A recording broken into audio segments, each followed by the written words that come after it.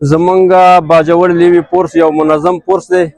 دا زمونږ سیاسي جلسه نه ده، دا چې کوم دی زمونږ یو منظم فورس دی او د 15 کالو نه چې کوم دی دا فورس په باجوړ کې د پولیو ډیوټي کوي، په خپل ټوپک، په خپل کالتوس او په خپلو تیلو ګاړې خپل استعمالوي.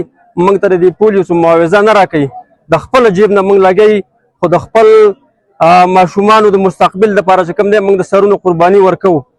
خو یوازې دا قوم چې کوم دی د دې لیو بچي نه دي، دا موږ هم د دې قوم بچي، دا قوم هم زموږ دی.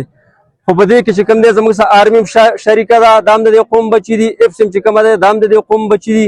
زموږ د دې درنې مقصد دا دی چې زموږ سره موږ د پولیو نه انکار نه کوو.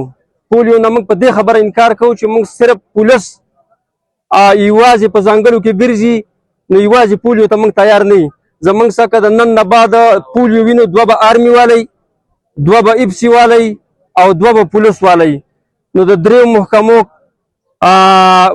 اهلکاران به او د ټیم څخه به 6 کسان ګرځي، 2 آرمي والا، 2 اپسي والا او 2 پولیس. که په دې مطالبه زموږ څخه افسران ودرېږي او دې ته تیار وي، نو موږ نن هم پولیو کوو. دا خاوره زموږ مور ده او د دې خاورې دپاره چې کوم دی موږ هرې قربانۍ ته تیار یو. که دا 6 کسان 2 آرمي او 2 اپسي د یو ټیم سره دی نه ملګري کوي، نو یوازې پولیس دی نه موږ بایکاټ دی او دې ته موږ تیار نه یو. مهرباني.